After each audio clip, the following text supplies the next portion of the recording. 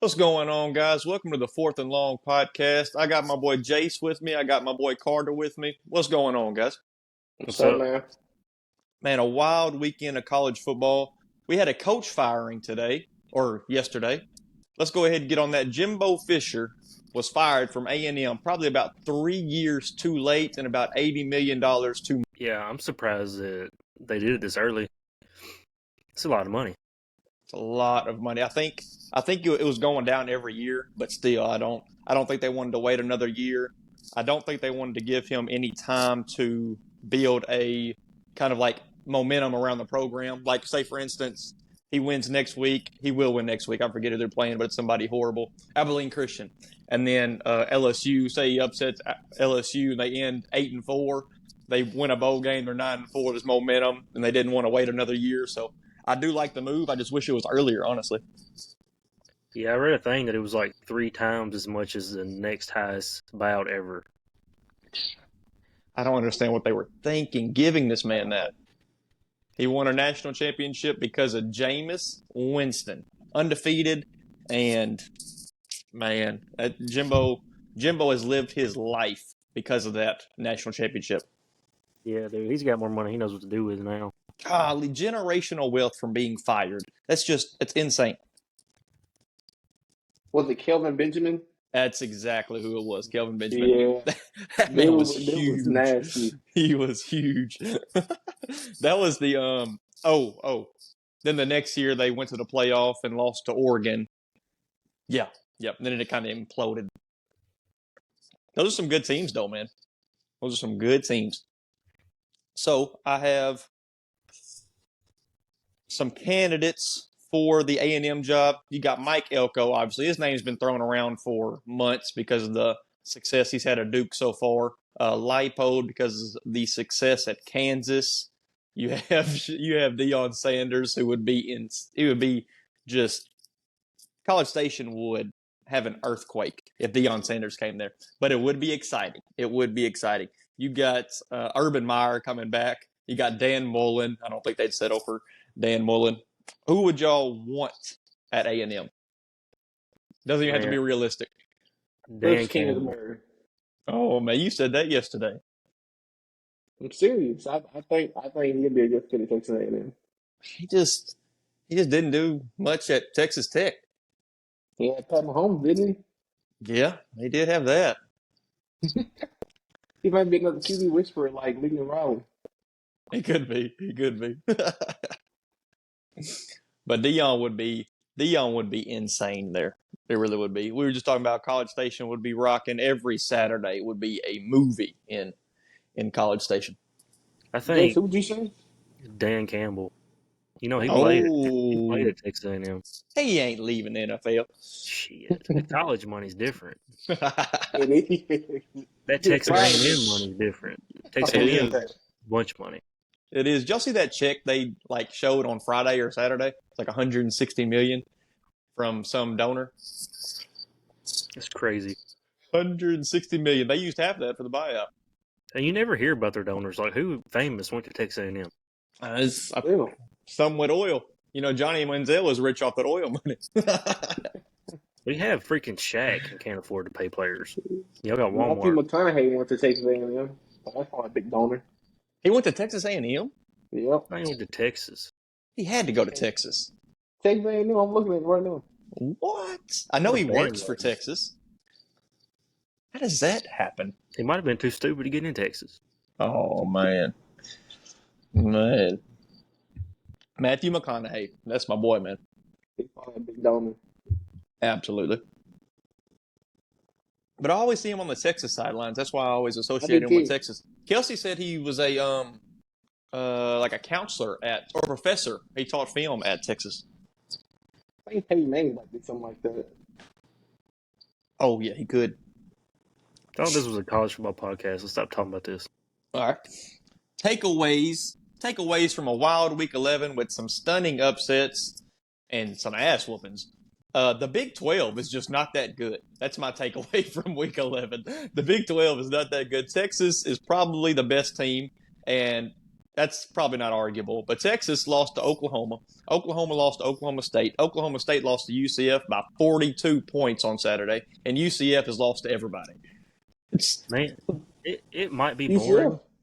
It might be boring, but it's entertaining boring. And like the Big Ten, it's the Big 12 boring. has been fun. The Big 12 has been fun.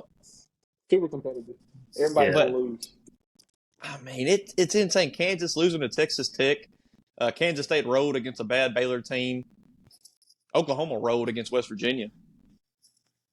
But man, every week something weird happens. Like Iowa State still has a chance to go to the Big 12 championship, and they've lost to Ohio and Iowa.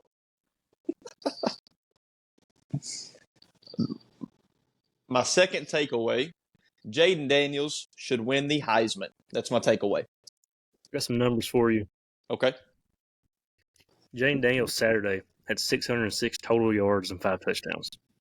He's the first player in FBS history to have 350 passing yards and 200 rushing yards in the same game. One question. Hold on 1 second. Also, he's the first player ever in FBS history to have 12,000 career passing yards and 3,000 career rushing yards. Name a player, they didn't do it. Heck no. What's your question, Carter? Jace, is Jaden Daniels a better quarterback than Joe Burrow? That's a good question. That is. I If thought you about take that team that Joe Burrow had, and you got Joe Burrow or Jaden Daniels, who are you putting on that team? I mean, Jaden Daniels has lost 3 games, so I'm saying Joe Burrow. Yeah, you can use that in the Heisman argument as well. No, I don't know. I mean, with the rushing, Jaden has better numbers. Yep. I don't know. That's tough. I just think you put either one of those quarterbacks on that team, they still won that championship. What's crazy about that is that Joe Burrow broke the record of like biggest difference between Heisman winner and the runner-up, and Jaden Daniels might not even get an invite. That's crazy. It's solely because of the 3 losses, though. Yeah, that's it. And it's stupid. It's stupid. He is my number 1 Heisman right now. I know you said you had an Instagram poll or an Instagram graphic, and he's been the best player in college football for sure. Best player in college football. So that is him. Compared to the other best 2 quarterbacks in the nation.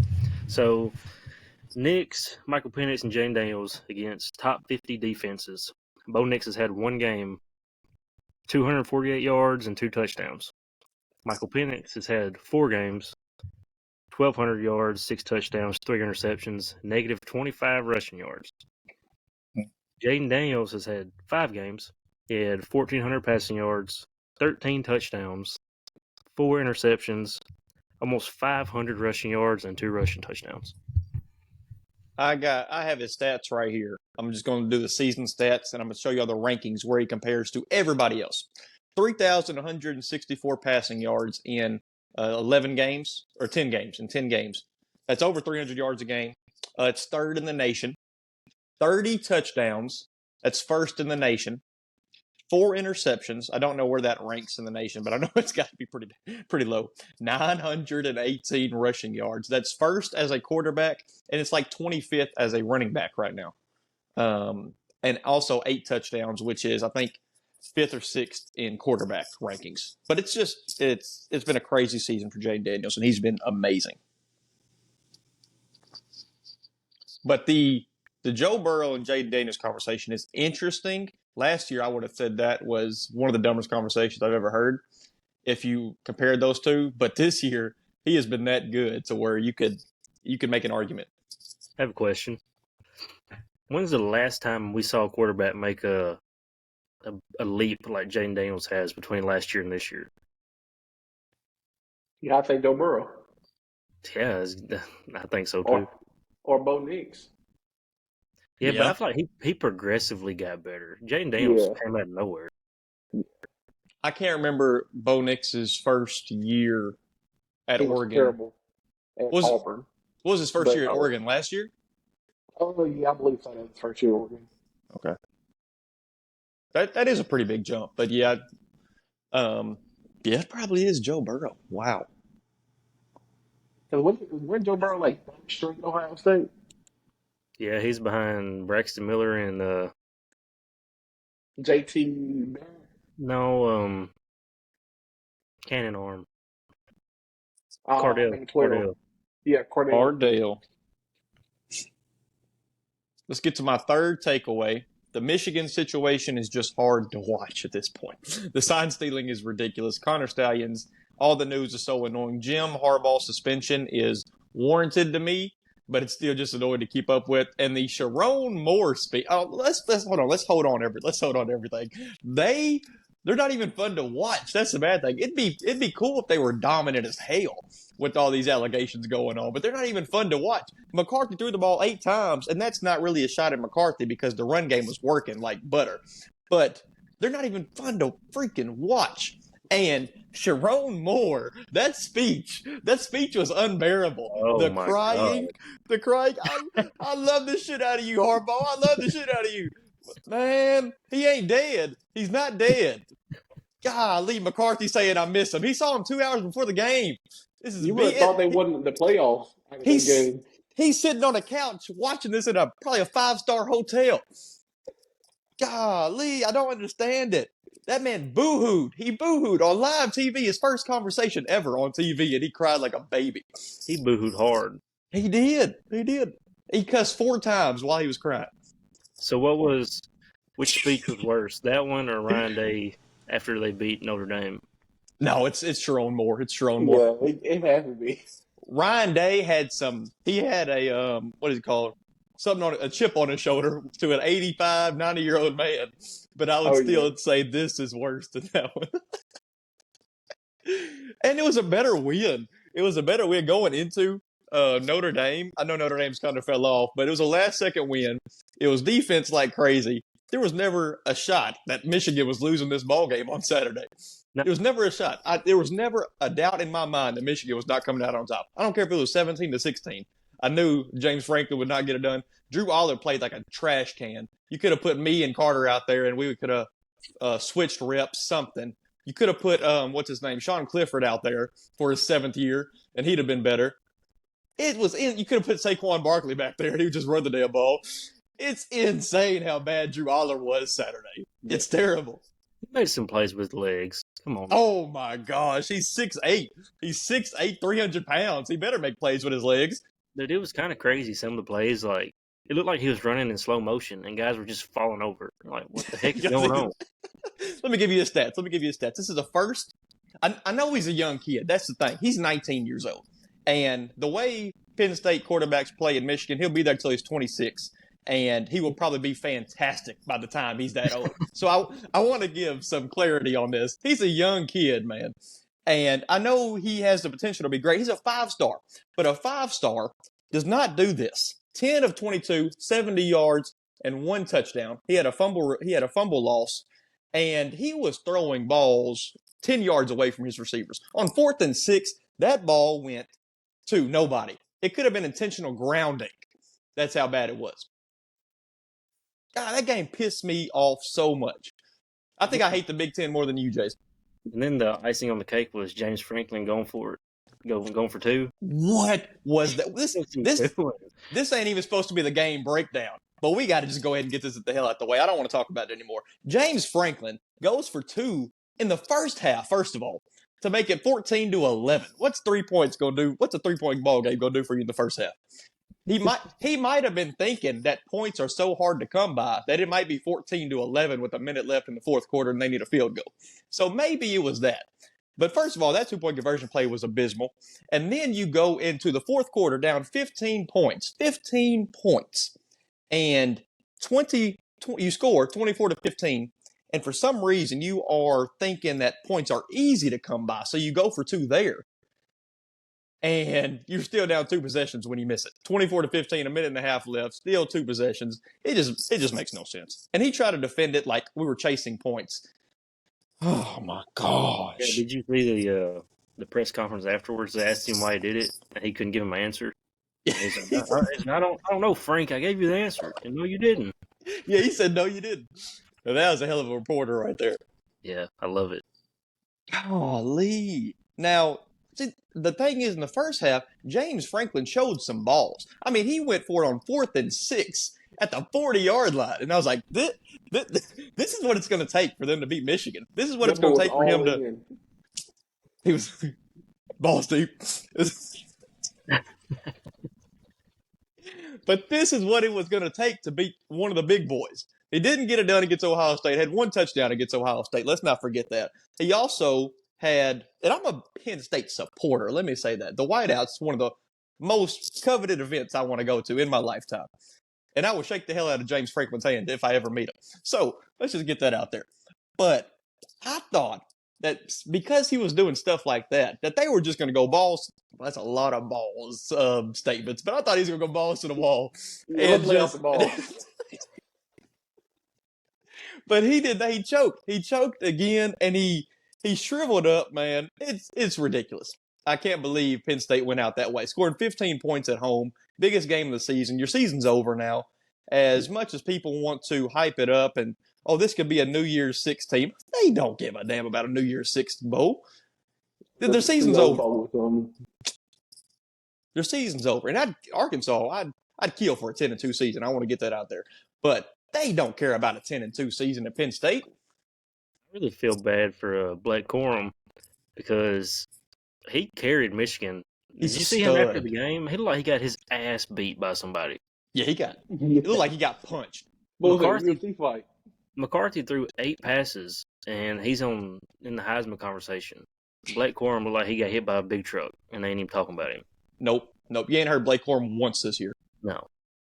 You know who kind of disappeared for me? Donovan Edwards. I ain't heard of Donovan Edwards since the playoff game last year. I haven't either. But Blake Corum, a hell of a day for him. 26 carries, 145 yards, 2 touchdowns. He was the MVP of this ball game, unless you want to say Michigan's defense is. But that's the thing. Penn State has a national championship caliber defense. They really do. Yeah, they really do. I'm surprised that Michigan had success running the ball like they did. Oh, my gosh. That's what I was surprised on. They just, like Coach Sargent said, they just run them down their throats. Be an athlete. Blake Corum was an athlete. Blake Corum was carrying people to the end zone. Yeah, they're both a dog. So, yes. Sherrone Moore needs to cry and say he loves the shit out of Blake Corum. Yeah. So, the only time in this ball game where it was like Penn State might have a chance is when they were down 14-3, and they come out, and that's when James Franklin goes for it on 4th and 6, and they score a touchdown just right off that drive. So it's 14-9 because of the 2-point conversion. Then they get the ball in the second half, and they're getting close to midfield. And Drew Aller gets the ball knocked out in the easiest way possible. It looked like somebody blew the ball out of his hand. That's how it came out. It was the weirdest thing I've seen. The replay made it worse, and it just fell out right into Michigan's hands. And that was pretty much it because they just had no offense. Yeah, it was pretty boring for that to be such a big-time Big Ten game. Yeah, I was really hyped for that game. I was hyped for the defensive matchup, and the defensive matchup was good if you love defense. And J.J. McCarthy after the game said that's Big Ten football. He was damn right about that. That's some Big Ten football. That's some Big Ten football. Some terrible football. Hey, we got to talk about another Big Ten game. Illinois and Indiana. Did y'all see that? 48 to. I think that was the best Big Ten game in 25 years. That's the epitome of Big Ten football right there, man. Illinois won 48-45. I got the stats somewhere around here because I had to talk about this game. The line was 42 in this game, and they combined for 93 points.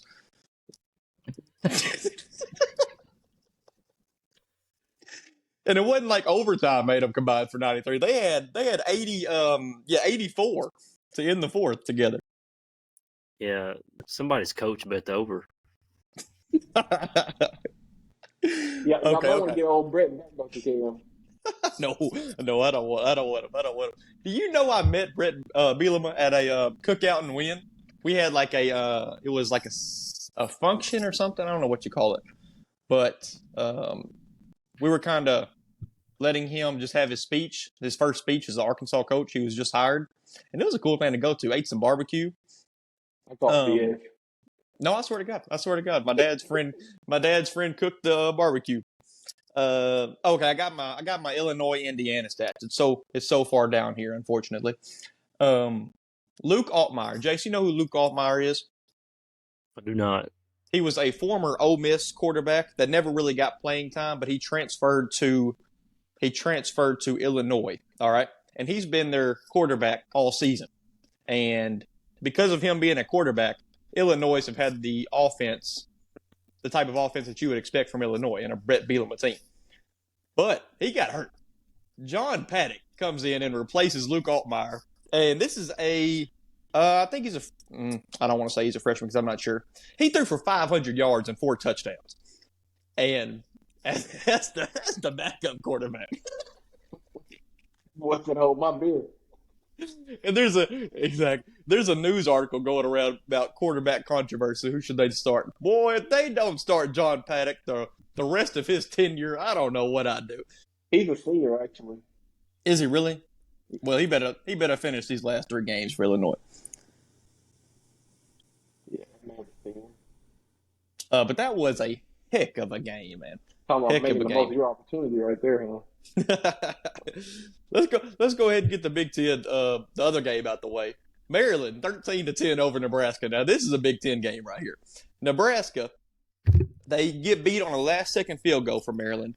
Maryland secures bowl eligibility. Nebraska is still looking for it. They had a perfect opportunity 2 weeks ago against Michigan State, or last week against Michigan State, and Michigan State shocked them.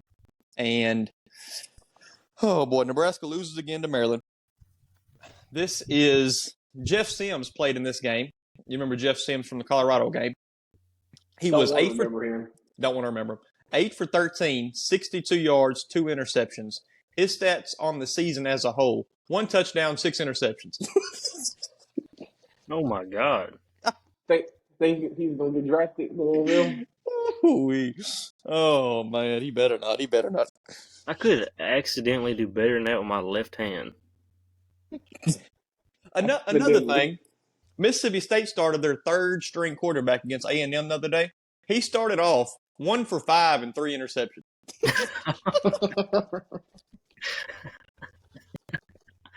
Who was it? Walker Howard? No, Mississippi State.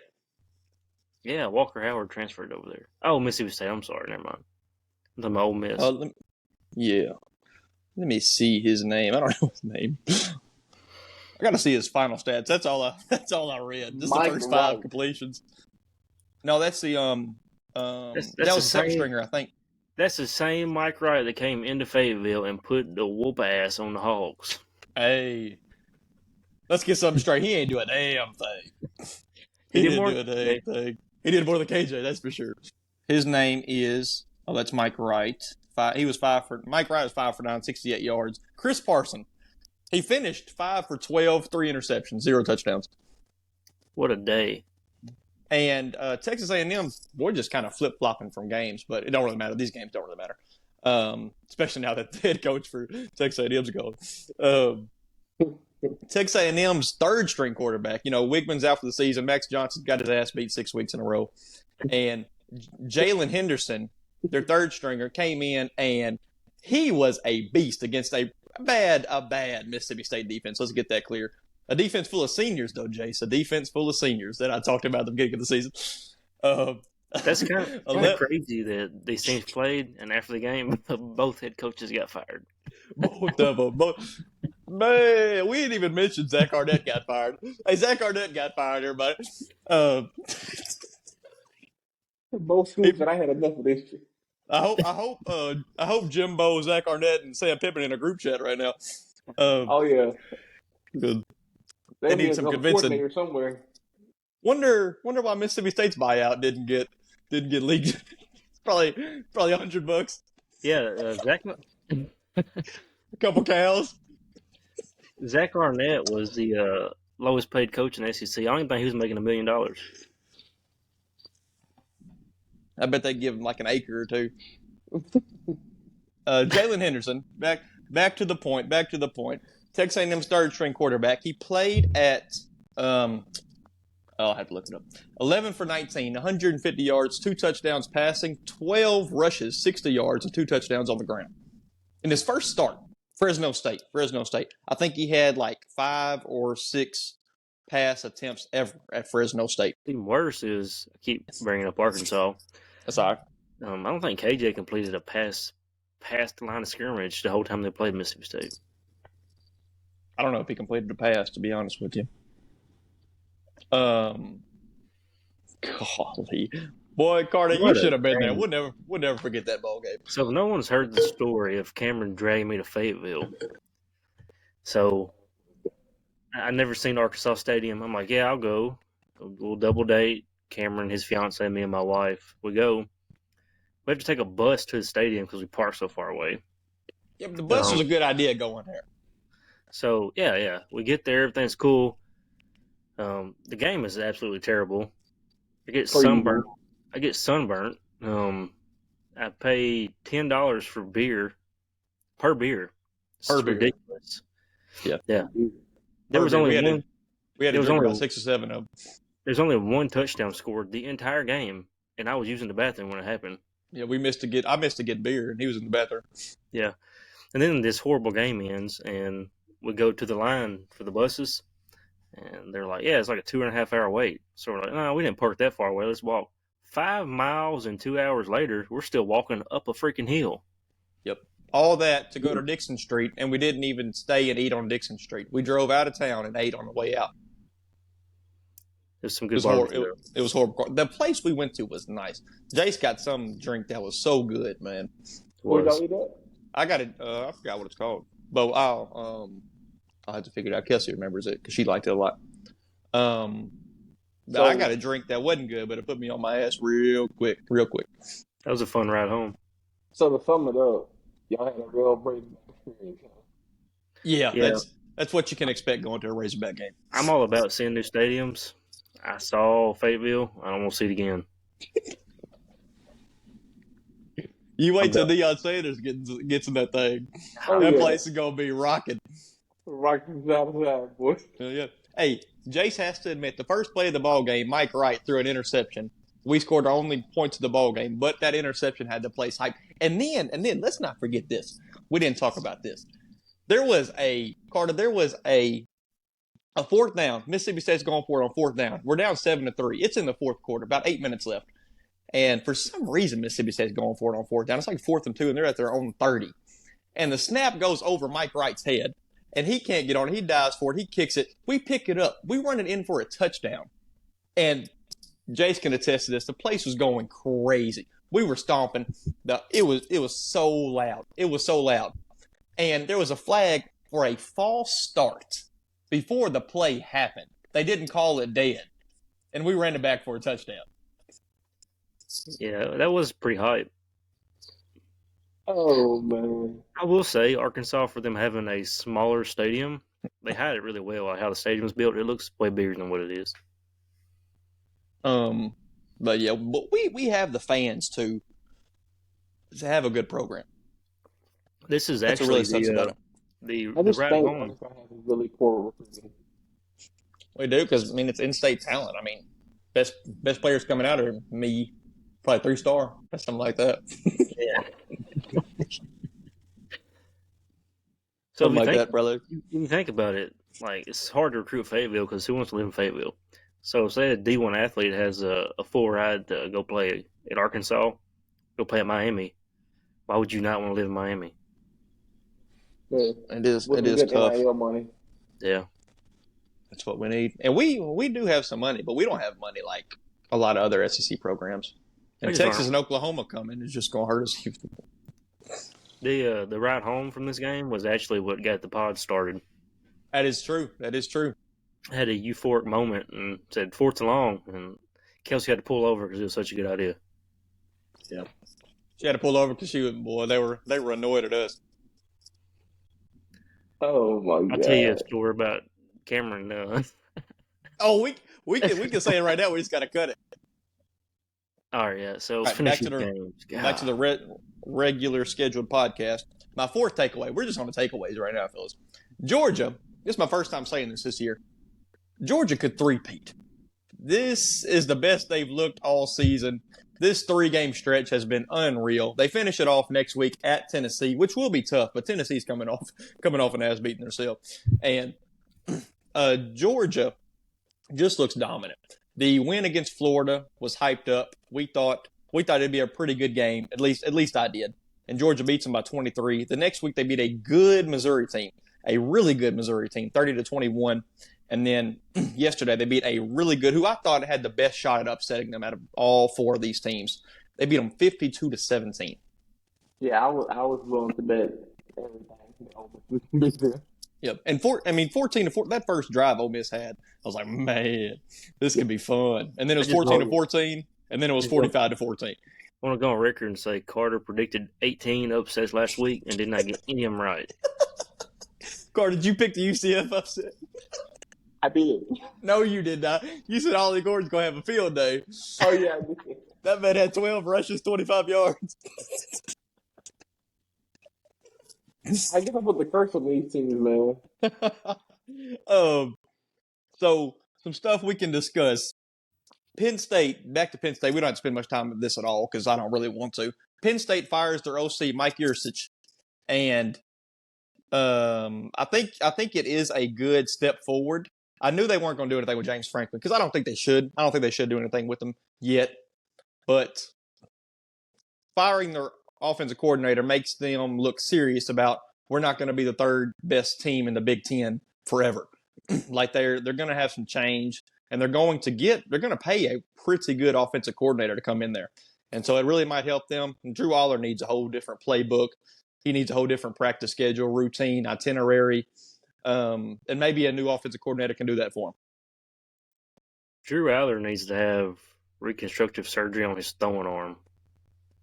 The thing is, though, they have some wide receivers to help him out. Dante Cephas is a beast. Lambert Smith is really, really good. They have two great running backs, Nicholas Singleton, Katron Allen. They have two great running backs. They have all the pieces. And Penn State always has a good offensive line, but never a great quarterback. Besides, what's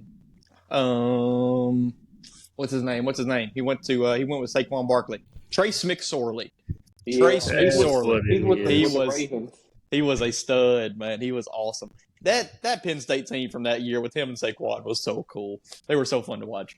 What were some of the most surprising things for y'all, or things you were wrong about from Saturday? I have a whole list of them, but y'all can go ahead.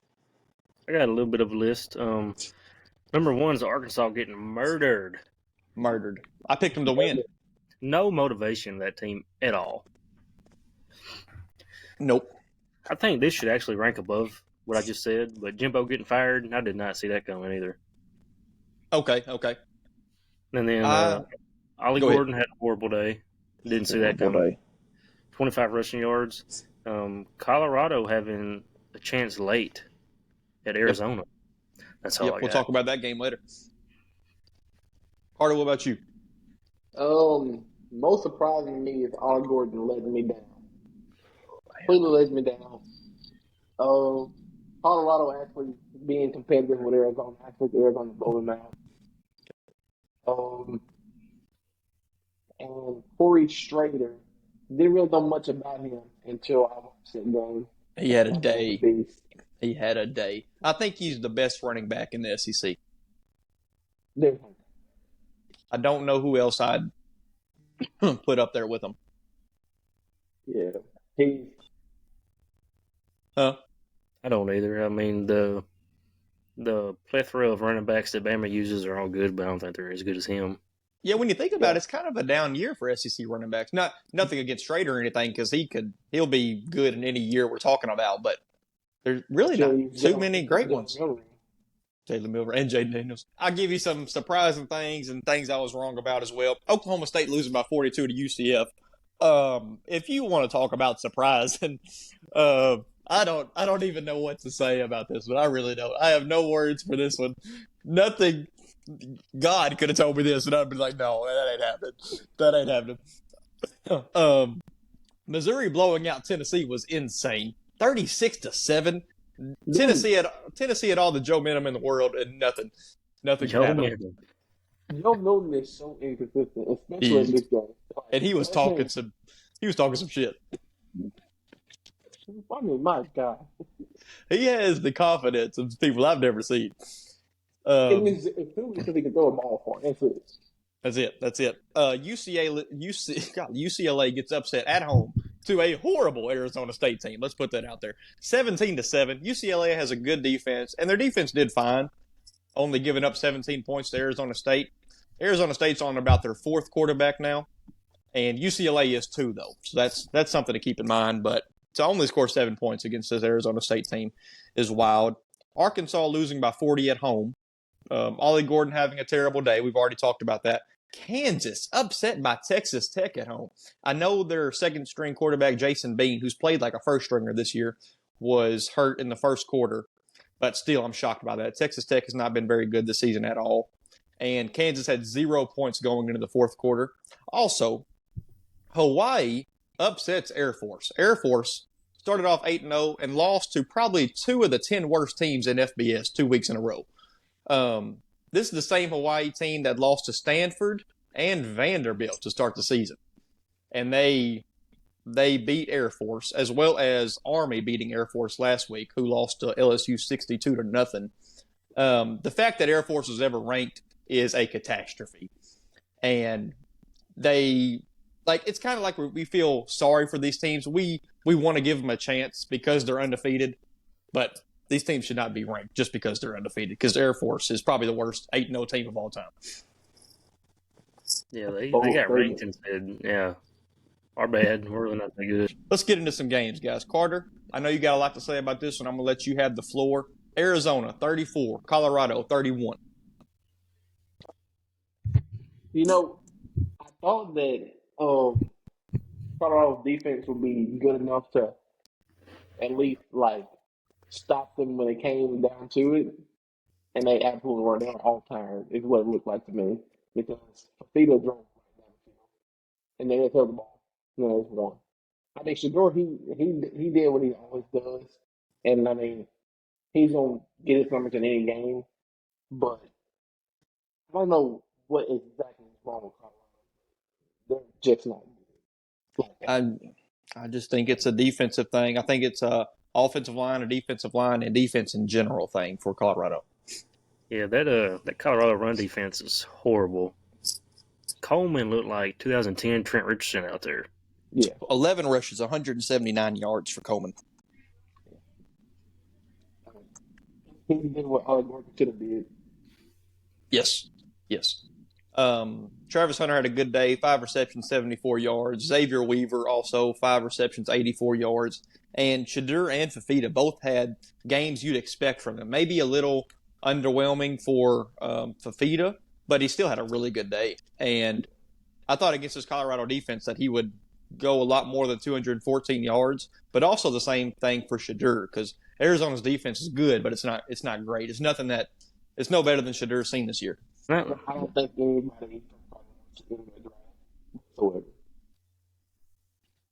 I don't know if Shadur messes around and gets a good O-line, his numbers are going to go down a lot. Because they can't run the ball. He has to throw every play. Yeah, he does have to. I felt like this was kind of like an LSU-Arkansas game where they were just going back and forth and neither team could stop each other. So it was kind of like the last team to have the ball was going to kick a field goal and win the ball game. That's what I kind of felt from this game, and Arizona did that with the last possession. When was the last time Arkansas couldn't stop LSU? Do what?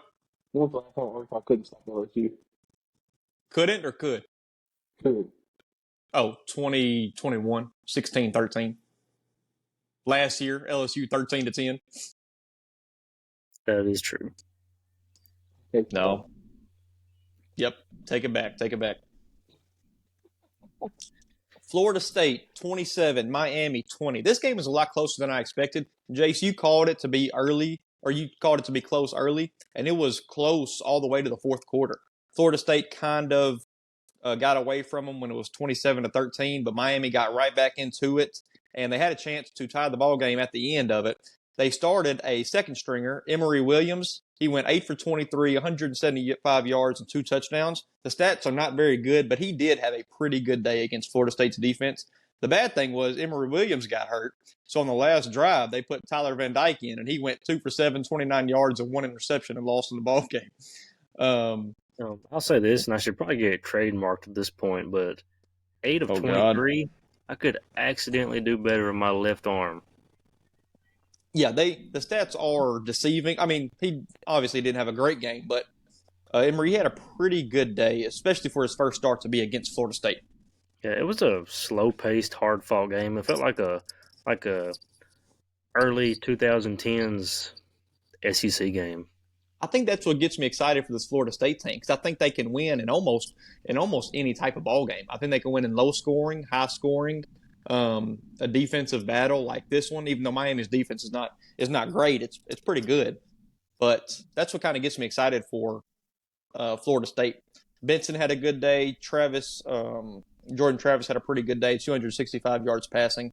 Jacoby George for Miami. This is a kid that had 3 touchdowns on A&M earlier when Miami beat A&M. He had 5 receptions, 153 yards, and 2 touchdowns. Man. So of those 8 completions that Emory Williams had, he had 5 for 153 in both touchdowns. Yeah, that's crazy. I don't know. I never really got that vibe that Miami was going to win this, especially the fourth quarter Keon Coleman touchdown. I felt like it was over after that. Yes. That game was a lot closer than I thought it was going to be, to be honest. Me too, man. Washington beats Utah in a hard-fought game, 35-28. This game was 28-24 at halftime, and I want to say that Washington has kind of slacked off, especially defensively, these past 3-4 weeks since the Oregon win. One of their best wins in program history. I know that's a stretch, especially if nothing really happens to this team this year.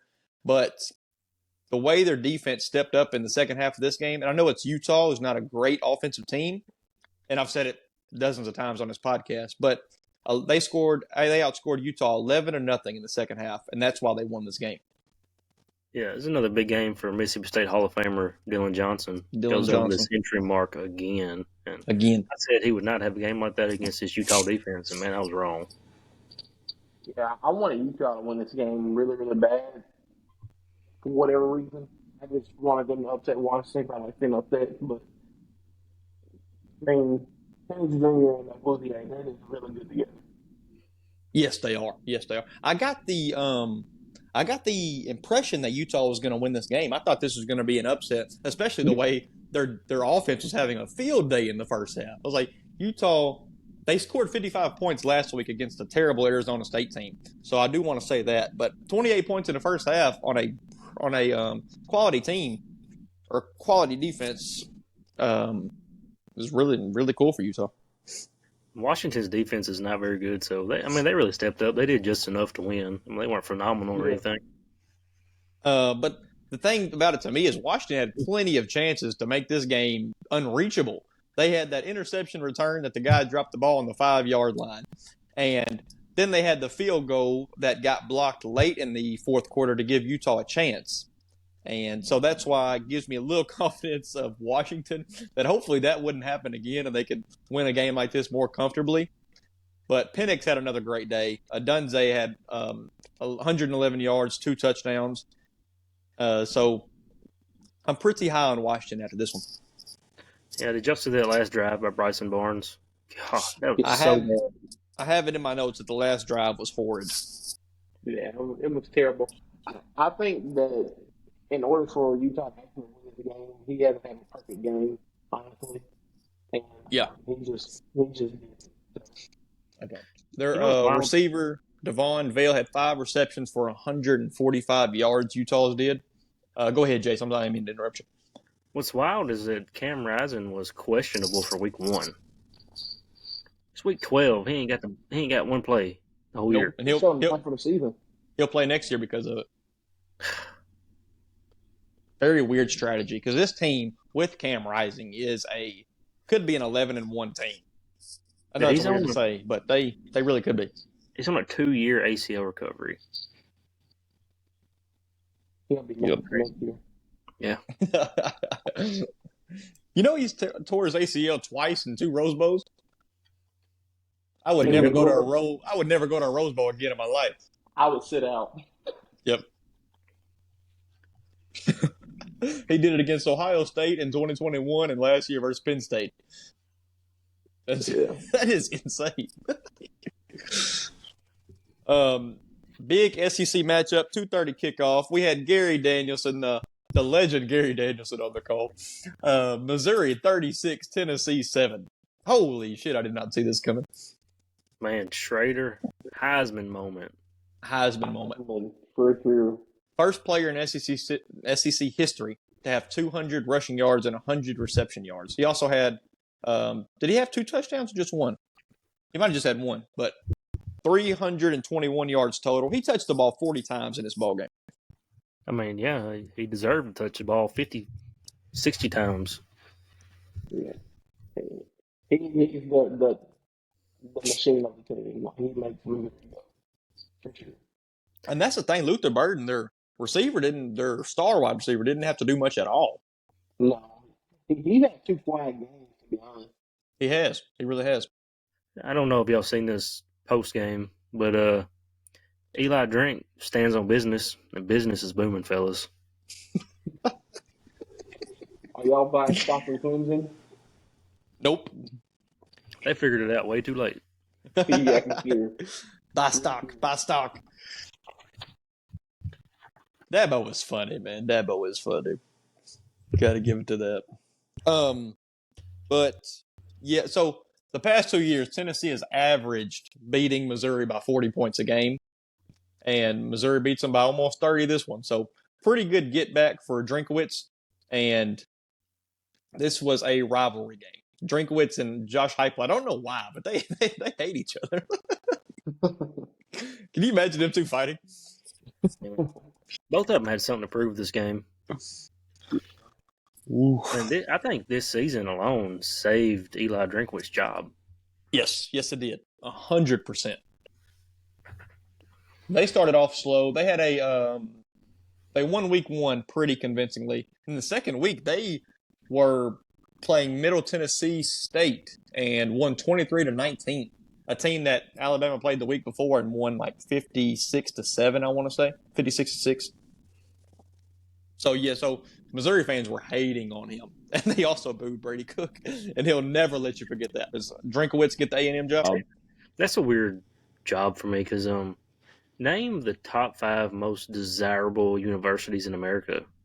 And, I mean, Texas A&M has to be up there. I think they're at 5. I think they're in that category. I'd say Texas, Alabama. I mean, it's kind of like the Blue Bloods. Texas, Alabama, Georgia now. You got to look at the only thing against Texas A&M is Texas high school football is big for recruiting, but they also have so many schools in Texas they have to compete with. Like your Georgias, your LSUs, they have really good in-state talent, and no other universities really to compete with them. Yep. Their schools all over Texas. Yeah, all over. I can't even tell you all the schools in Texas. Even the D1 schools in Texas, I couldn't name all of them. But, I mean, Texas A&M has more money than they know what to do with. They have the fan base. They have all the equipment, up to date, everything. So I don't know why people don't succeed there, but they don't. I don't know either. You know what? Especially what would be hilarious is if Texas A&M hired Mike Norvell. That'd be great. That would be. You know who would be at Florida State next year if that happened? Jimbo. Deion freaking Sanders. That would be so cool. That would be so cool. Like, what if it happens if Mike Norvell wins it all this year? And then he's like, yeah, I'll go to A&M. Which I know that probably doesn't make sense. But he's like, yeah, I'll go to A&M. I think Florida State is big enough to hold A&M off. Yes, I think so too. But that would be crazy if Deion got that job. Because remember, he got Travis Hunter from Florida State. So it'd be one big circle that Travis Hunter would eventually end up at Florida State. I just want to see Deion. I mean, Deion's going to have Colorado rocking next year probably. Like, that place is probably going to be – they're probably going to be a top 25 team next year. Yeah. On the end of the line. That's it. I mean, you see what a bad defense does in the Pac-12. I know they're moving to the Big 12, but I mean they don't have to have they don't have to have a fantastic defense. Is Colorado moving to the Big 12? Yeah. Well, that'd be nice for them because I mean, who's going to be left after Texas and Oklahoma leave? Kansas. Kansas State. No, I'm just kidding. It's going. Will they be the new Big Ten? They could, man. They could.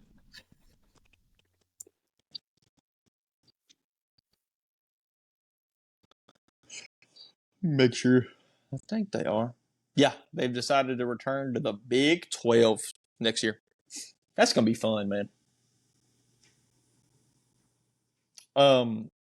Let's go to the biggest SEC game of the day. Not the best. We'll get there in a little bit. Georgia 52, Ole Miss 17. This game started off fantastic for Ole Miss, and it started off normal. Lane Kiffin went for it on 4th down the first drive, and it worked. And they went up 7-0. They tied it at 14-14, and then next thing you know, it was 45-14 in the fourth quarter. Yeah, it's very much like the Florida game where the Ole Miss just started off hot. There was guys streaking down the field wide open. Dart looked good. And then I went to the bathroom and came back, and it was like 50-0. I was like, what happened? Oh, my God. 50-0. Carson Beck, another great game. Again, I really thought Ole Miss's defense had improved, and they probably had compared to most years. But I know LSU ran all over them and threw all over them. But I thought compared to most years, this is a good Ole Miss defense. And they could not stop a thing on Saturday. Could not stop anybody. Kendall Milton had his best game probably ever. 9 rushes, 127 yards, and 2 touchdowns. 9 rushes for 130 yards. That's almost 14 yards a carry. Video game numbers. Holy crap. Brock Bowers had a touchdown. How is that possible? How is that possible? That's crazy. Cam, when you tore your ACL, you sit out the whole senior year of football and basketball. Yes, that's ACL. I didn't have a tightrope surgery. Dude, if Brock Bowers tore his ACL, he might be out a month, maybe. Boy, I'm not Brock Bowers, Jake. And Brock Bowers ain't me. Let's get that clear. Brock Bowers ain't Cameron Thresh. Yeah. Ladd McConkey had a really good game, even though he did get hurt late in this game, so that's something to watch. Dominic Lovett, the Missouri transfer, had 77 yards, and then Bowers had the touchdown. Dart started off hot, and his stats really did not reflect it. 10 out of 17, 112 yards, 1 interception. Trey Harris, their best receiver, I would say their best receiver, only had 12 yards. And then, does not mean anything at all, but Dayton Wade had one of the best catches of the year. I know Yes, he did.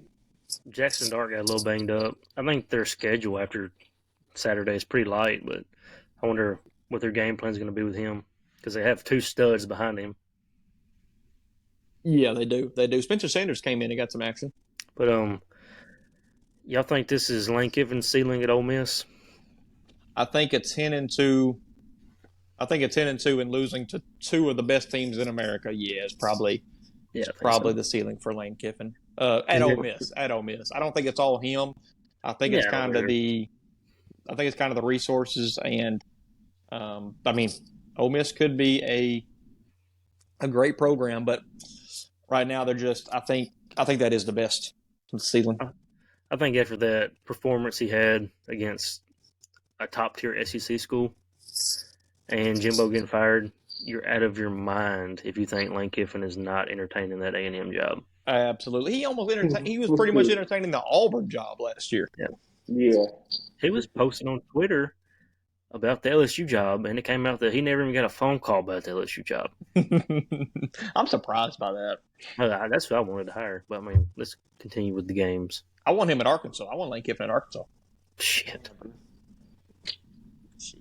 Y'all know they want Dan Lanning. Oh, we talked about it. But they want Dan Lanning at A&M. They want Kalen DeBoer from Washington at A&M. It's like they just don't see what they're doing right now. It's like they don't see the opportunities they have right now in the Pac-12 and in the conferences they move to next year. Yeah, I think Oregon's staying in the Pac-12. Do what? I think Oregon is staying in the Pac-12 one day. No, there ain't going to be a Pac-12 at all next year. Oh, really? They're just ending the whole conference? The whole thing. There's not going to be a Pac-12 conference. So all those teams going to another conference, or are they going somewhere? And some are independent. Wow, what a schedule to have. Independent. Yeah. Oregon's going to the Big Ten. Oregon is, yeah. Oregon is, USC. Yep. So I mean, it's good for the Big Ten, like entertainment wise, but it's bad for Oregon, USC, everybody in the Big Ten after that because it's about to get a lot more competitive. Have we been talking for an hour and 1 minute? Am I looking at that right? Yes, we have. That's And actually we've only talked about 2 games. yeah, it's pretty wild. 4 games, never mind. Pretty wild. Texas almost squanders another 20-point lead. Third time in the last 4 weeks giving up a 20-point lead. They did it to Houston. They did it to Kansas State. And now they did it to TCU, but they pulled out all 3 of them. Hey, Quinn Ewers is back. Let me stop you there, Thrash. I just Yeah, want to go on record. I just want to go on record saying that last week my prediction for this game was that TCU is a team that could make it a game if given the opportunity. And Cameron Don Thrash, host of this podcast, said I was delusional. I said I was crazy. That's BS. That's BS. I said can they? I said can they really? I was crazy. All I did was ask a question. I've been taking heat for it ever since Saturday night. Guess what, fellas? Cameron Thrash was wrong. I asked a question. The biggest thing to come out of this ball game was, of course, Texas winning and surviving. But Jonathan Brooks is out for the season with an ACL injury. Yeah, that's tough news for Texas. That's huge for Texas. That really is. Who's left on their schedule? They have. Let me look. I know they have Texas. Oh, they have Texas Tech. They go to Iowa State this weekend, which that means a lot for the Big 12 if you didn't know. They go to Iowa State, and then Texas Tech comes to Texas on Black Friday, I think. Yeah, Black Friday. Dude, I know this might be underrated, but I love Black Friday football. It's so fun to me. That's kind of weird. I just like any games on any holiday. That's kind of weird because it's the rivalry games, man. The rivalry games. Oregon State play on Black Friday. Jason, let's get to probably the best SEC game of the day. LSU 52, Florida 35. This game was back and forth up until about midway point of the third quarter. Then LSU kind of took control of it. I'm just going to say this now for the record. You can do whatever you want to with this information. Yes, sir. If you think Jaden Daniels is not the best player in college football, you are insane. It is. It really is crazy. People who don't think that at this moment are insane for thinking that.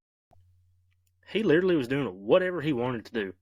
He had an 82-yard touchdown run. Yeah, night game there. There was no way Florida was coming out winning. What sucks about all this is that the Florida-LSU rivalry is officially over, and LSU gets the last laugh 5 straight times. 5 straight times. When's the last time? I'm trying to think of the last game they beat you. Was it Joe Burrow? 2018 Joe Burrow. He threw a pick six to end the game. Yep, I remember. I do remember that. Jaden Daniels, go ahead. The next week he beat, it was like number 2 Georgia or something, Jake Fromm. I do remember that as well. I want to say y'all ran all over Georgia. Yep. Oregon wins 36-27 over USC. The score makes it easier to look at, makes you think it's a closer game. Oregon was up 36-14 in the fourth. Bo Nix had a stellar day, 4 touchdowns, had almost 200 yards and 3 touchdowns in the first 5 completions of the game. Yeah, that was crazy. Troy Franklin had 2 receptions, 147 yards and a touchdown. My gosh. On 2 receptions. I am mad about this game, though, because this was my lock of the week, and I would have got it if it weren't for that lazy fourth quarter. It was lazy. They just let USC just score. I will say that USC's record has kind of got us forgetting how good Caleb Williams is. He made some plays in this game. Oh, absolutely. Absolutely. He's still one of the best players in the sport. I'd say probably top 10 at the moment. Yeah. And he has the ability and capability to be the best player in the sport. But yeah. Did you see go ahead. After the game they were leaving the tunnel, that Oklahoma fan that yelled at Lincoln Riley? Oh, yeah, he said, "You betcha," or something. Yeah. He's like, "F you, Boomer Sooner," or something like that. That was weird. That was weird. Jace, did you see North Carolina and Duke at all? Yeah, I watched the end of that game. Dude, that was a heck of an end to that game. Kelsey's brother had money on North Carolina just winning, And they did it, but it did not look easy. I think it was the best ending of the day. 4 lead changes in the final 5 minutes. Gene Chizik, North Carolina's defensive coordinator, if you didn't know that, him and Mac Brown showed you what not to do as a defensive coach late in the fourth. It was 4th and 7. They're up 33-29 with 40 seconds left. Duke has to go for it, and they can't kick a field goal because they're down 4. Duke has the backup quarterback in. Riley Leonard's ankle is bothering him, and Chizik sends 9 players at the quarterback. Yeah. And Loftus throws an easy go route to score a touchdown. They go up 36-33, but luckily for Gene Chizik, Drake May gets them down the field, and they score a field goal to tie it up and go into overtime and win the ball game. Yeah, I remember you texting saying, can Drake May do it? And, like, it's probably 4 seconds later, you were like, yeah, he can. He let him down there pretty quick. He definitely did. Anyhow, how much longer do you think Mac Brown's going to coach? I don't know. I'm pretty sure he rode over here with Christopher Columbus. He goes 7-0 every year just to go 9-3. Man. I mean, I guess he's got it made in North Carolina, but if you're North Carolina, I feel like you can do better. Now, Jason, that's a basketball school right there. That is a basketball school. Nah, I'm kidding. They've been good in football, just can't get over the hump. They, like I said, they go undefeated for a while, and then they lose a bad one, and then it just quickly just plummets. The season plummets. Omarion Hampton, he's second in the country in rushing yards. He had 169 yards and 1 touchdown on this ball game. Tez Walker, the guy that couldn't play until week 4 or week 5 because of the NCAA stupidity. 7 receptions, 162 yards. And Jordan Moore for Duke had 3 touchdowns receiving. Good for Tez Walker. I like to see it. Screw the NCAA. Absolutely. Jay, staying in the ACC, Louisville barely gets past Virginia after y'all said this was not an interesting game whatsoever. Louisville went up 14-0. Virginia got a pick 6 and then a fumble return touchdown. I think they were on offense, though. The guy picked up the offensive player's fumble and ran it back for a touchdown. And they went up 24-17, and Louisville scored on 2 back-to-back plays to go up 31-24, and that was the ball game. Everything about this game was so ugly. I mean, they were doing, like, zoom outs of the crowd, and it was maybe at 50%. The crowd was terrible. The crowd was terrible. I had to stay up till 10:30 on a Thursday to be able to post who wins. Man, it was terrible. Yes, good for Louisville, though. They kept their ACC championship hopes alive. Yeah, they did. That game for them means everything. Somehow, they still have a chance to go to the playoff, even though they lost to a horrible Pittsburgh team, and they almost lost to a horrible Virginia team. And so they do have a shot to go to the playoff, but it'll take a lot of upsets, and, of course, they have to beat Florida State, which is a tall task. Alabama runs all over Kentucky, 49-21. Jalen Milroe, 6 total touchdowns. He had 4 rushing touchdowns last week against LSU, and he had 3 in this one. Yeah, it was kind of a Heisman moment for him. Yes, it was. He's trying to get his name up there, and if he wins out, dude, he could get an invite. Definitely. I don't think he'll win it or anything, but he definitely could get an invite. Let's see. Iowa, 22-0. They are most likely still going to the Big Ten championship. They beat Rutgers 22-0. This was a historically low, we talked about on Thursday, historically low over-under at 28, and they still got it too high. They still had the over-under too high at 28. Yeah, that's insane. Insane. I can't say it enough. Big Ten is just good football. It's just good quality football. California beats Washington State 42-39. What the hell is wrong with Washington State? You jinxed them. I guess so. 6 straight loss after beating Oregon State 38-35 and going 4-0. They're now 4-6. Yeah, that's a bad football team. Dude, it's insane. They've lost to Arizona State. And they have Colorado next week, and I'd probably pick Colorado. Yeah, I mean, it's going to be a game. They're both fighting for bowl eligibility, both at 4-6. They got to win out. Oregon State, one of the most underrated teams in the nation, Their only losses are to Washington State, who I just talked about, and Arizona. But who in the Pac-12 hasn't lost to Arizona, Yeah. They put up 62 points on Stanford. Damian Martinez has 4 touchdowns, one of the best running backs in the nation. Yeah, I agree. I mean, I didn't get to watch a lot of this game, but I didn't either. I watched the highlights, but that's it. yeah, same. I mean, it's a fun game to watch. 62 points, absolutely. Yeah. Back to the Big 12, Oklahoma 59-20. Dylan Gabriel had 423 yards and 5 touchdowns on Neil Brown's West Virginia defense. And West Virginia's had a pretty good season this year, but today was not their day. Also, 3 rushing touchdowns on the ground for Dylan Gabriel. He had 8 touchdowns in this game. 8 touchdowns is crazy to me. It is crazy. There's a He lot had of guys. all of them. 56 points. Yeah, 50. Yeah, he had every touchdown. There's a lot of guys this past weekend that want to get that Heisman Trophy, or at least in the conversation.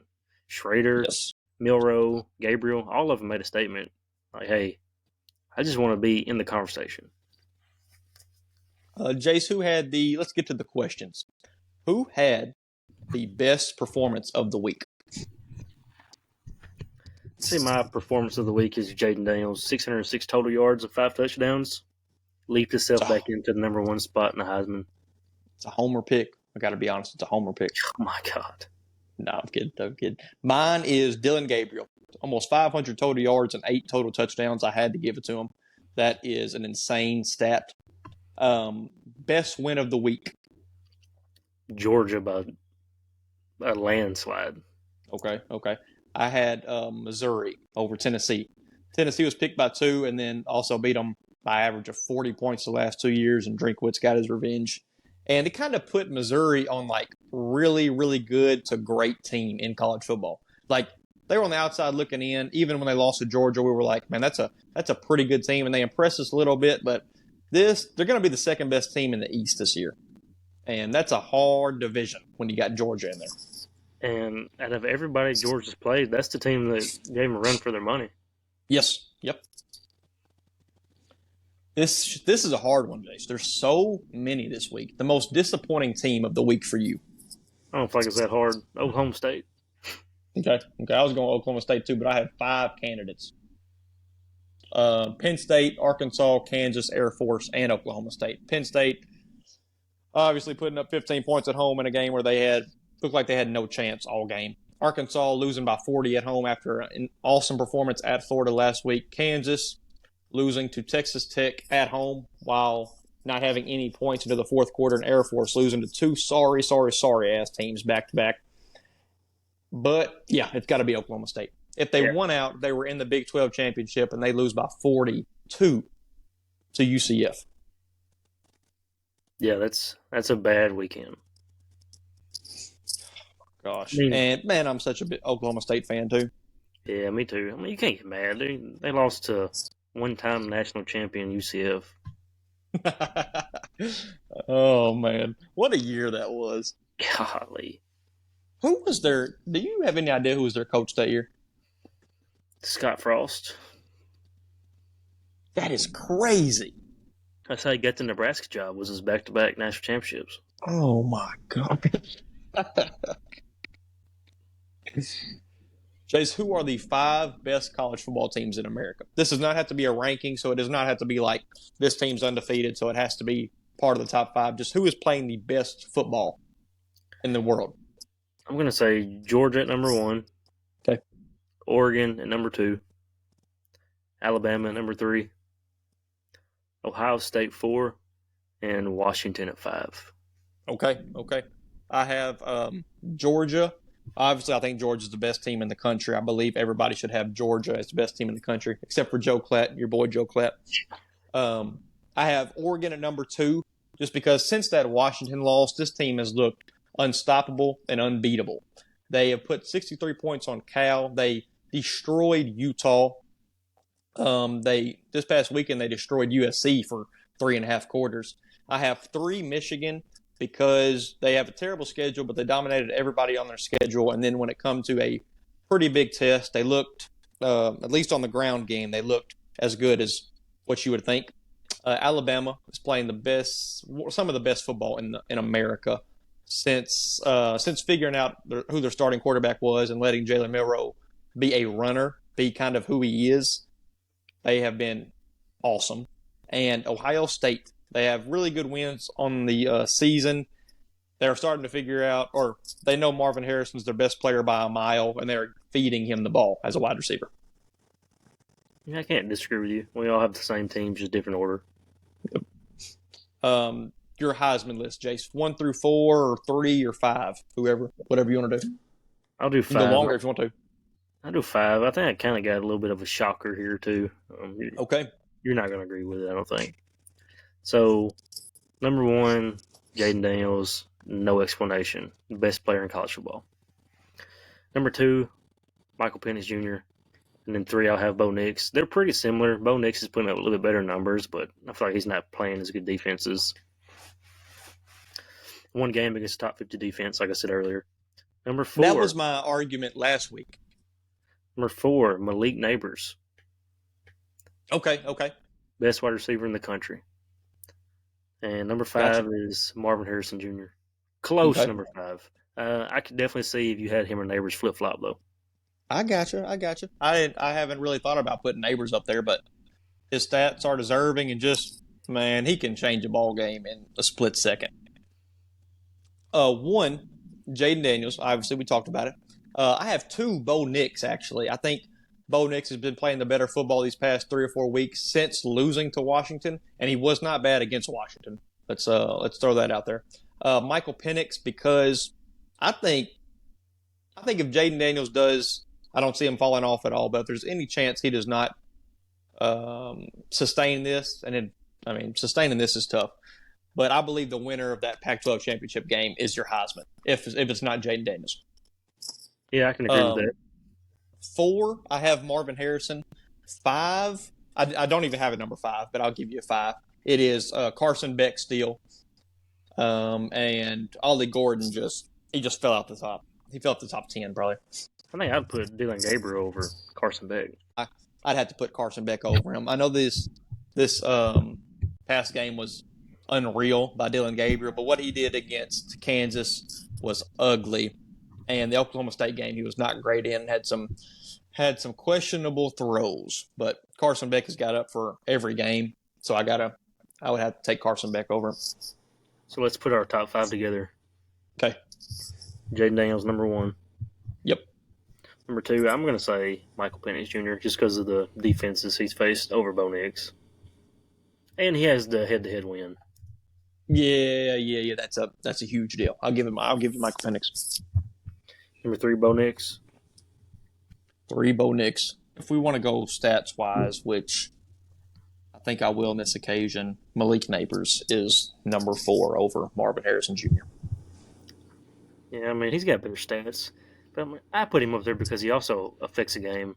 Against Bama, that's a top 3 cornerback core in the country, and he was doing whatever he wanted to. Yep. So Jaden Daniels, Michael Penix, Bo Nix, Neighbors, and Marvin Harrison. I think that's a hell of a top 5. It is. Dude, if Jaden Daniels does not win the Heisman, I'm going to lose my mind. It would be annoying. It's like, what do we have the award for if he doesn't win the Heisman? I don't know. And you can tell, I know you probably don't listen to the press conferences and stuff, but Brian Kelly's press conferences, he wants Jaden Daniels to win the Heisman. So late in the Florida game, was going to be a jet sweep to Brian Thomas for a touchdown. They changed it to a pop pass so that Jaden Daniels would get the stats for it. He said that. Yeah. He wants him to win the Heisman. There's nothing left for LSU to play for, really. Get your guy Heisman. Yeah, really. That is true. That is true. JC can't come back next year, can he? No. But I think it also helps the university a lot because that's 2 quarterbacks in 4 years. Yeah, just a few year time period that were told that, or not told, but they just didn't do good where they were. And they came to LSU and had such a big step forward that they could both win a Heisman Trophy. It's the year of the transfer portal. It really is. You have Jaden Daniels come from Arizona State. You have Bo Nix come from Auburn. You have Michael Penix Jr. coming from Indiana. It's insane what the transfer portal has done and allowed people to do. And that's what gives me hope about. I mean, I'm talking a lot about LSU now, but it gives me a lot of hope about that defense because the transfer portal can completely change a team instantaneously. Yep, that's why. And it starts. The transfer portal opens like in 3 weeks or December 1st, I want to say. So A&M has to be. They have to be confident in that they have a coach, and that's why they did that pretty confidently. They have a coach that they've been talking to and have had communication with, because the transfer portal means everything for A&M. You know how many players they can lose in that little period? Oh, I'm sure that there's going to be just a wave of decommits in the Yes. near future. Yep. It's got to be. It happens every time a coach gets fired. Yep. And you can say what you want to about Jimbo, but that dude can recruit. He can recruit, man. He's always been able to recruit. That's the thing. Did you see the plaque A&M gave Jimbo that had the blank date on there? Yes, I did. I saw that clip today. A couple more things. I know it's just rumors right now. It's not go ahead. official business or breaking news or anything.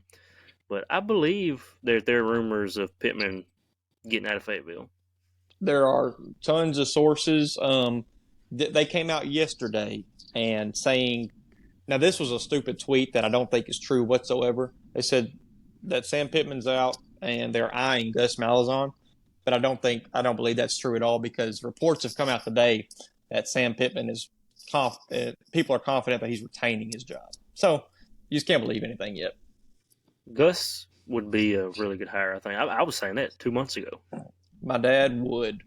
He would not be an Arkansas fan anymore, probably, if Gus. But I would not mind it. I would not mind if Gus Malzahn came to Arkansas. Yeah. What he did at Auburn, man. It's a good hire. I mean, he's one of that. No, that's Gene Chizik. Never mind. Gene Chizik. Yeah. The stud, Gene Chizik. I'll go ahead and give my theory of Deion Sanders on the pod so nobody can hear it. Okay. So, Deion Sanders could be the next Arkansas Razorback head coach. Due to his time in Dallas, he played under Jerry Jones, right? Jerry basically owns the Hogs. I don't know how good of a relationship him and Jerry have, but that might be someone that Jerry is willing to just give a blank check to. Yes, that is true, man. It's a low tier SEC. It's a high enough tier SEC job to win big games, but low enough tier to take a chance on someone like Deion. I think we have the same ceiling Ole Miss does. Yeah, I think I have a little bit higher ceiling than Ole Miss. Yeah. Maybe close. I don't know. I was going to say closer to Auburn, but Auburn's won a national championship. I don't know. I mean, it's a good job. It really is. And it would be groundbreaking for the university to get their first black head coach. I mean, it would be, man. It would be awesome. It really would be. I mean, it's just a win-win for everybody. Make it happen, Arkansas. As LSU fans, don't make it happen, but as a college football fan, make it happen. Have some balls, Hunter Yurachek. Have some balls. That's all I got, man. Oh, no, I don't. James Madison is 10-0. That's it. 10-0. Jace, Oregon State is hosting Washington this week at Corvallis, Oregon. That place is going to be insane. If Oregon State wins the next two, they are in the Pac-12 championship. And now they have Oregon the next week, so it's a tough two. It is a tough two. But College Game Day decided to go to James Madison and Appalachian State. They want to give James Madison the love, and they do deserve it. I mean, they're probably not even going to a bowl game because of the dumbass NCAA. Yeah, what's the deal with that? They can't go to a bowl game because I think this is like is this their third year or second year in actual FBS? And there's like a rule that's got to be 3 years or something like that. But they're not going to a bowl game. But they appealed it about 2 or 3 weeks ago. So you know how NCAA is with timing. Yeah. It's just like, who runs that stuff? What old white men sit in chairs and decide this for teams? Probably never played football in their life. So I will go on a rant about the NCAA if given the opportunity. You got it. So, did you watch the Florida LSU game? Yes. Did you see the LSU defender get ejected for targeting? Yes, I did. That is absolutely abysmal officiating. He got lower than the defender or than the running Yes. back. Yep. He was Doesn't making make any sense. he was having to go lower. He was having to go as low as he could. No one thought so much about it that Florida jumped up and was trying to run the hurry up offense and got stopped. They didn't even think it was targeting. And then you're coming off a game where Jaden Daniels takes that horrible hit. It's reviewed, determined it wasn't targeting. LSU sends it in to the NCAA. They review it and determine that it wasn't targeting either. But then something like that, dude, it's like, I don't know. You have to make a rule and have check marks of what it is, you know? I feel like they're Yep. just doing whatever. There's just no consistency It's whatsoever. none. Like, no one knows what targeting is. No one knows That's what what roughing the passer is. that's what's so annoying. Inconsistency with rules is the most annoying part. Like they can set up a new rule, and you can be like, "Damn, that rule sucks." But if it's consistent with what you can't do, then you're going to be like, "No, I can't do that. I can't get a penalty." If you do 10 things 10 different ways, you might get a ejection. You might get ejected 7 out of 10 times. Yeah. It's so stupid. Then, It's so stupid how it goes. and you can't even really fix it. Like the NFL tried to fix the bad pass interference calls. Name one time a coach has challenged the pass interference and it got overturned. Never. That's how it goes. Like those Madden challenges. You're asking the refs that made the bad call to look at their mistake and own up to it. That's not going to happen. Not going to happen. They just get no discipline. They get no discipline. And the reason I think is because they're not full-time employees. Like if these were salaried employees, that's when I think you could have some discipline and some reactive criticisms and put them in a press conference. Put Dude, them in that'd be something. amazing. That would Could be you amazing. imagine? Just put them in something they have to answer to like everybody else does. Yeah, and it just gets worse and worse. I don't think I've watched a game this year where I was like, man, that officiating on point. Nope. It's just something you have to be okay with. Like you have to just anticipate and just know what's going to happen because they're going to be terrible calls in almost every game you watch, and you just have to be okay with it. Yeah. You can't do anything about it. The coach can't do anything about it. You can send it to the NCAA and they can review it and tell you that you're wrong. The damn rules expert can't do anything about it. He'll come on there, talk for 30 seconds, and be like, "Yeah, them refs, I don't know what they're doing," and does not do a thing. Like, what is he there for? No, I have no idea. And he's wrong most of the time. He'll get on there and give this big, long explanation about why it's this, and not even close. I think the most lucrative jobs and the easiest jobs to be a fired SEC coach and a rules expert. Yeah, imagine being both. Imagine Jimbo Fisher's the next rules expert. Dude, he's a personality. He'll be on something. College game. Wonder where he will go, man. You know, he's the most fast-talking guy I've ever seen in my life. Yeah, I don't like him. He can get 300 words, and you might not say a sentence. It doesn't make sense either. Him and Dabo need to be on the Joe Rogan podcast. Oh man, that would be funny. I think I was about to say something, but I forgot it. But wonder where he will go. Like, do you think? I think he coaches again. I don't know who would take a chance on him after that. I mean, I think some small school like all those up and coming schools like a Coastal Carolina. Troy's doing fantastic right now. Tulane's doing good, but those coaches will move on. I mean, something like that. Gus Malzahn went from top of the ranks of the SEC to a UCF. Like Jimbo didn't get to the top of the ranks of the SEC, and I still think he'll go somewhere like that if he wants to. He might not even want to. You think he'll pull like a Kiffin and get fired, go to a small school, dominate, and get another shot? Maybe. Just Kiffin was so young. Like Jimbo Fisher's kind of he's set in his ways. Yeah, that's true. Imagine he goes to a Texas Tech. That'd be cool. Lubbock is insane. It is. That crowd environment. I mean, you saw they almost beat Oregon. It's crazy, and they're terrible. Hey, baby. That's really all I got, man. Damn, All my right. mic's loud. Your mic what? I'm messing with the volume. I'm looking at the bar to see how loud it is. When I talked, it was all red. Does this sound Oh, louder now? a little bit, yeah. It still sounds good though. The mic's good, man. I got to get me a mic. Yeah, I won't have this camera next time. I had to dig this camera out to be able to use my laptop. Really? Pretty bad. But yeah, I just got my phone in that ring light, man. It's awesome. From what I've seen, the iPhone is like the best camera to use for a podcast. Exactly. That's what I do all the YouTube videos with.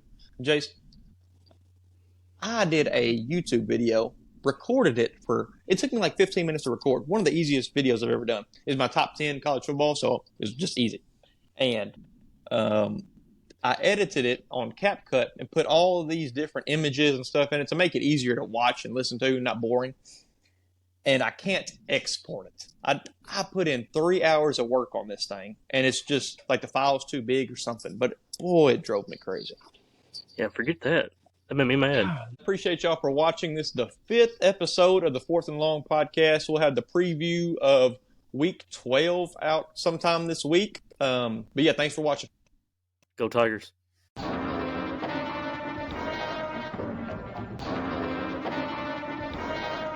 I